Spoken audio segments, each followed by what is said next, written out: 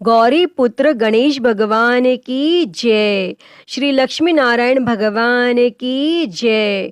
बोलिए तुलसी शालिग्राम जी की जय। श्री शिवाय नमस्तुभ्यम।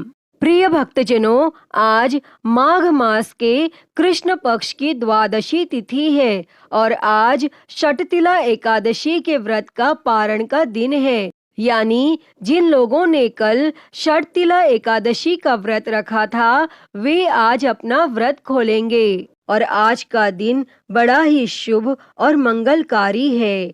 एकादशी के व्रत के पारण के दिन तुलसी माता और लक्ष्मी माता जी की कथाओं को सुनने से ही व्रत पूर्ण माना जाता है और समस्त मनोकामनाएं पूर्ण होती हैं। और जिन लोगों ने व्रत नहीं भी रखा है, उन्हें भी द्वादशी के दिन तुलसी माता की कथाओं को सुनने से धन संपत्ति और अनंत शुभ फलों की प्राप्ति होती है। तो भक्तजनों, आइए भगवान श्री लक्ष्मी नारायण जी के चरणों का ध्यान करते हुए बड़ी ही श्रद्धा, ध्यान पूर्वक और प्रसन्न चित्त मन से इन कथाओं को सुनते हैं। किंतु एक बात का विशेष ध्यान रखिएगा कि इन कथाओं को पूरा अवश्य सुनिए। आधी अधूरी कथाओं को सुनने से पूर्ण फल प्राप्त नहीं होता। तो सभी प्रेम से बोलिए तुलसी शालिग्राम जी की जय। श्री लक्ष्मी नारायण भगवान की जय। श्री राधा कृष्ण भगवान की जय। कथा के अनुसार एक कुटुंब में ननंद तथा भाभी साथ रहती थी। ननंद का विवाह अभी नहीं हुआ था। वह तुलसी के पौधे की बहुत सेवा करती थी, लेकिन उसकी भाभी को यह सब बिल्कुल भी पसंद नहीं था। जब कभी उसकी भाभी को अत्यधिक क्रोध आता, तब वह उसे ताना देते हुए कहती कि जब तुम्हारा विवाह होगा तो मैं तुलसी ही बारातियों को खाने को दूंगी और तुम्हारे दहेज में भी तुलसी ही दूंगी। और कुछ समय बीत जाने पर ननंद का विवाह पक्का हुआ और विवाह के दिन भाभी ने अपनी कथनी के अनुसार बारातियों के सामने तुलसी का गमला फोड़ दिया और खाने के लिए कहा। लेकिन तुलसी माता की कृपा से वह फूटा हुआ गमला अनेकों स्वादिष्ट पकवानों में बदल गया और भाभी ने गहनों के नाम पर तुलसी की मंजरी से बने गहने पहना दिए और वे भी सुंदर सोने जवाहरात में बदल गए। और भाभी ने वस्त्रों के स्थान पर तुलसी का जनेऊ रख दिया और वह भी रेशमी तथा सुंदर वस्त्रों में बदल गया। और ननंद की ससुराल में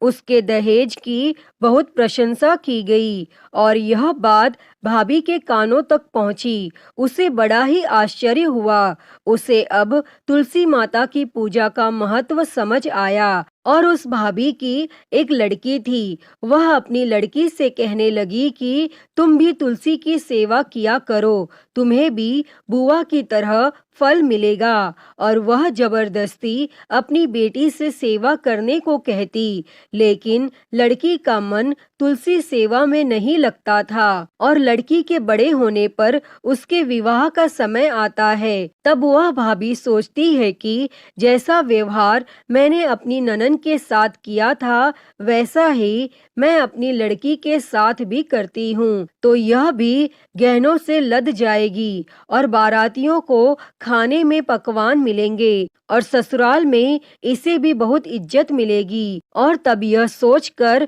वह बारातियों के सामने तुलसी का गमला फोड़ देती है, लेकिन इस बार गमले की मिट्टी मिट्टी ही रहती है। मंजरी तथा पत्ते भी अपने रूप में ही रहते हैं और जनेऊ भी अपना रूप नहीं बदलता। तब सभी लोगों तथा बारातियों द्वारा भाभी की बुराई की जाती है और लड़की के ससुराल वाले भी लड़की की बुराई करते हैं। और भाभी कभी अपनी ननद को नहीं बुलाती थी। तब भाई ने सोचा मैं बहन से मिलकर आता हूँ। तब उसने अपनी पत्नी से कहा और कुछ उपहार बहन के पास ले जाने की बात कही, लेकिन भाभी ने थैले में ज्वार भरकर कहा कि और कुछ नहीं है, तुम यही ले जाओ। और वह दुखी मन से बहन के पास चल दिया और वह सोचता रहा कि कोई भाई अपनी बहन के घर ज्वार कैसे ले जा सकता है। और यह सोच सोचकर वह एक गौशाला के पास रुका और ज्वार का थैला गाय के सामने पलट दिया। तभी गाय पालने वाले ने कहा कि आप गाय के सामने हीरे मोती तथा सोना क्यों डाल रहे हो? और यह देखकर भाई को बड़ा ही आश्चर्य हुआ और तब उसने सभी हीरे मोती तथा सोना वापस थैले में रख लिया। और भाई ने यह सारी बात अपनी बहन को बताई और बड़ी खुशी खुशी उसने सारे हीरे मोती और जेवर अपनी बहन को दे दिए और दोनों भाई बहन एक दूसरे को देखकर अत्यंत प्रसन्न हुए। अतः हे तुलसी माता, जैसी कृपा आपने ननन पर की, वैसी ही कृपा इस कथा को कहते, सुनते और हुंकारा भरते सभी पर करना। तो सभी प्रेम से बोलिए श्री तुलसी सालिग्राम जी की जय, श्री लक्ष्मी नारायण भगवान की जय। प्रिय भक्तजनों, आइए अब तुलसी माता की अगली कथा को सुनते हैं। इस कथा को सुनने से एकादशी के व्रत का संपूर्ण फल मिल जाता है। प्रिय भक्तजनों, माता तुलसी से जुड़ी हुई एक कथा बहुत ही प्रचलित है। श्रीमद् देवी भागवत पुराण में इनके अवतरण की दिव्य लीला कथा भी बताई गई है। एक बार भगवान शिव जी ने अपने तेज को समुद्र में फेंक दिया। उससे एक महातेजस्वी बालक ने जन्म लिया। यह बालक आगे चलकर जलंधर के नाम से पराक्रमी दैत्य राजा बना। इसकी राजधानी का नाम जालंधर नगरी था। दैत्यराज कालनेमी की कन्या वृंदा का विवाह जालंधर से हुआ। जालंधर महाराक्षस था। अपनी सत्ता के मद में चूर उसने माता लक्ष्मी को पाने की कामना से युद्ध किया, परंतु समुद्र से ही उत्पन्न होने के कारण माता लक्ष्मी ने उसे अपने भाई के रूप में स्वीकार किया और वहां से पराजित होकर वह देवी पार्वती को पाने की लालसा से कैलाश पर्वत पर गया और वह जालंधर भगवान देवाधिदेव शिव जी का रूप धरकर माता पार्वती के समीप गया, परंतु मां ने अपने योग बल से उसे तुरंत पहचान लिया तथा वहां से अंतर ध्यान हो गईं। तब देवी पार्वती ने क्रुद्ध होकर सारा वृत्तांत भगवान विष्णु को सुनाया और जालंधर की पत्नी वृंदा अत्यंत पतिव्रता स्त्री थी। उसी के पतिव्रत धर्म की शक्ति से जालंधर न तो मारा जाता था और न ही पराजित होता था। इसीलिए जालंधर का नाश करने के लिए वृंदा के पतिव्रत धर्म को भंग करना बहुत जरूरी था। इसी कारण भगवान विष्णु ऋषि का वेश धारण कर वन में जा पहुँचे और जहाँ वृंदा अकेली भ्रमण कर रही थी और भगवान के साथ दो मायावी राक्षस भी थे, जिन्हें देखकर वृंदा भयभीत हो गई और भगवान विष्णु जो कि ऋषि के वेश में थे, उन्होंने वृंदा के सामने पल में दोनों को भस्म कर दिया और उनकी शक्ति देखकर वृंदा ने कैलाश पर्वत पर महादेव के साथ युद्ध कर रहे अपने पति जालंधर के बारे में पूछा। तब ऋषि ने अपने माया जाल से दो वानर प्रकट किए। एक वानर के हाथ में जालंधर का सिर था तथा दूसरे हाथ में धड़। और अपने पति की यह दशा देखकर वृंदा मूर्छित होकर गिर पड़ी और होश में आने पर उन्होंने ऋषि रूपी भगवान से विनती की कि वह उसके पति को जीवित करें। तब भगवान ने अपनी माया से पुनः जालंधर का सिर धड़ से जोड़ दिया, परंतु स्वयं भी वह उसी शरीर में प्रवेश कर गए। वृंदा को इस छल का जरा आभास न हुआ। जालंधर बने भगवान के साथ वृंदा पतिव्रता का व्यवहार करने लगी, जिससे उसका सतीत्व भंग हो गया और ऐसा होते ही वृंदा का पति जालंधर युद्ध में हार गया और इस सारी लीला का जब वृंदा को पता चला तो उसने क्रुद्ध होकर भगवान विष्णु को शीला होने का श्राप दे दिया तथा स्वयं सती हो गई। जहाँ वृंदा भस्म हुई वहाँ तुलसी का पौधा उगा और भगवान विष्णु ने वृंदा से कहा, हे वृंदा, तुम अपने सतीत्व के कारण मुझे लक्ष्मी से भी अधिक प्रिय हो गई हो। अब तुम तुलसी के रूप में सदा मेरे साथ रहोगी और जो कोई भी मनुष्य मेरे शालिग्राम रूप के साथ तुलसी का विवाह करेगा उसे इस लोक और परलोक में विपुल यश प्राप्त होगा। प्रिय भक्तों, जिस घर में तुलसी होती है वहाँ यम के दूत भी असमय नहीं जा सकते। गंगा व नर्मदा के जल में स्नान तथा तुलसी का पूजन बराबर माना जाता है। चाहे मनुष्य कितना भी पापी क्यों न हो, मृत्यु के समय उसके प्राण मंजरी रहित तुलसी और गंगा जल मुख में रखकर निकल जाते हैं। वह पापों से मुक्त होकर बैकुंठ धाम को प्राप्त होता है। जो मनुष्य तुलसी व आंवलों की छाया में अपने पितरों का श्राद्ध करते हैं उसके पितर मोक्ष को प्राप्त होते हैं। तो सभी प्रेम से बोलिए तुलसी शालिग्राम जी की जय, श्री लक्ष्मी नारायण भगवान की जय। प्रिय भक्तजनों, आइए अब तुलसी माता और भगवान गणेश की कथा को सुनते हैं। इस कथा को सुने बिना तुलसी विवाह व्रत पूर्ण नहीं माना जाता। एक समय नव यौना संपन्न तुलसी देवी नारायण परायण होकर तपस्या के निमित्त से तीर्थों में भ्रमण करती हुई गंगा तट पर पहुंची। वहां पर उन्होंने गणेश जी को देखा जो कि तरुण युवा लग रहे थे। अत्यंत सुंदर, शुद्ध और पीतांबर धारण किए हुए थे। आभूषणों से विभूषित थे। सुंदरता जिनके मन का अपहरण नहीं कर सकती, जो कामना रहित, जितेंद्रिय में सर्वश्रेष्ठ, योगियों के योगी तथा जो श्री कृष्ण की आराधना में ध्यानरत थे।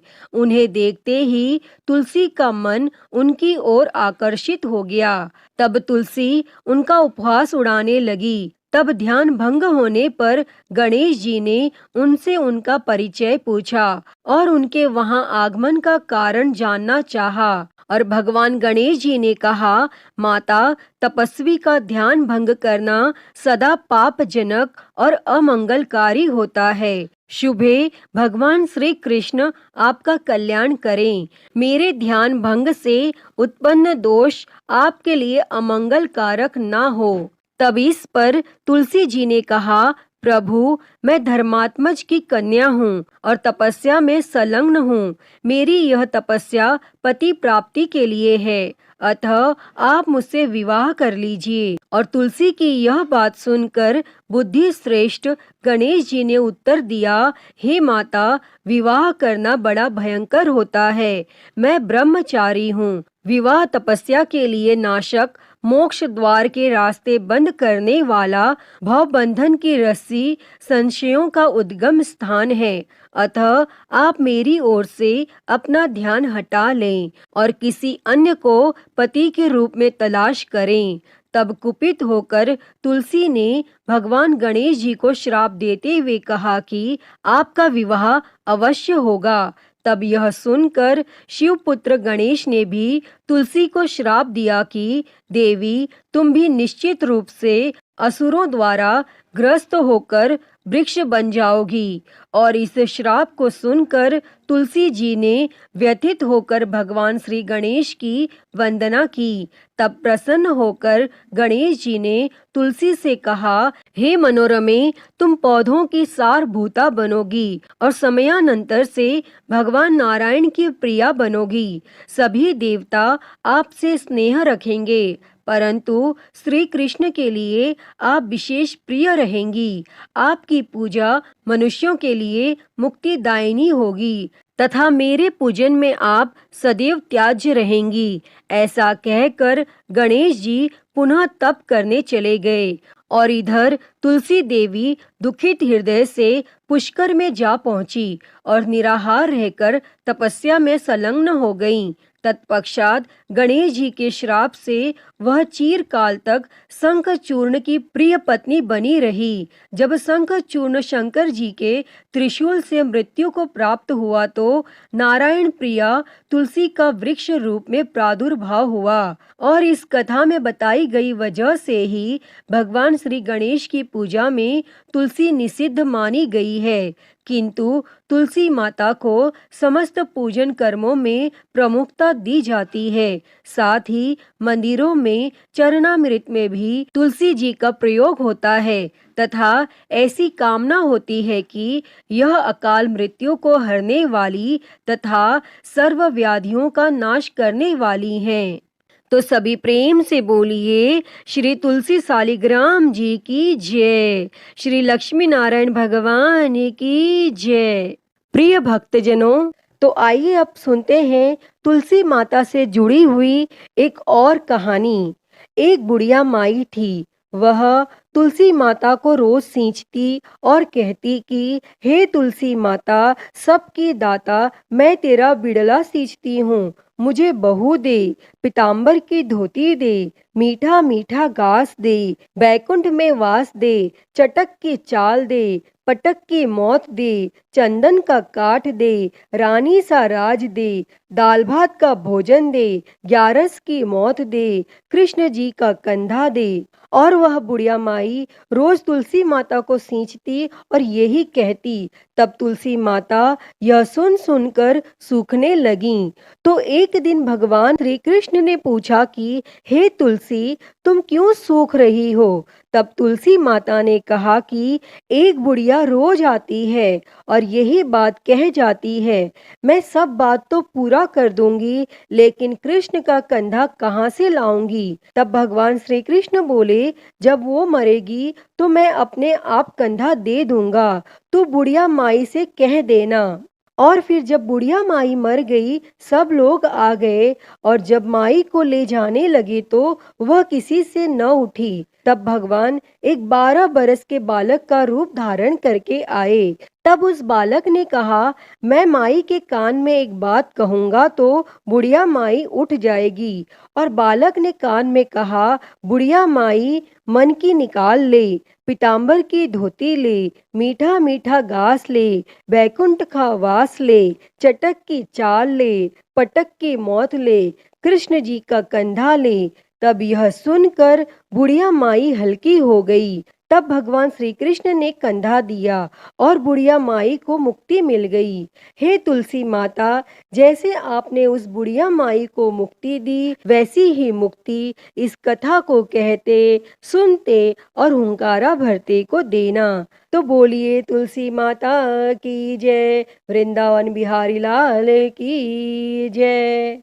प्रिय भक्तजनों, तो मैं उम्मीद करती हूँ कि आपको आज की यह कथाएं बहुत ही पसंद आई होंगी और अगर वीडियो अच्छी लगी हो तो इसे लाइक करें, ज़्यादा से ज़्यादा शेयर करें और कमेंट बॉक्स में तुलसी माता की जय लिखना ना भूलें और हरिहर भक्ति चैनल को सब्सक्राइब कर नोटिफिकेशन बेल को ज़रूर ऑन कर लें। हर हर महादेव। धन्यवाद।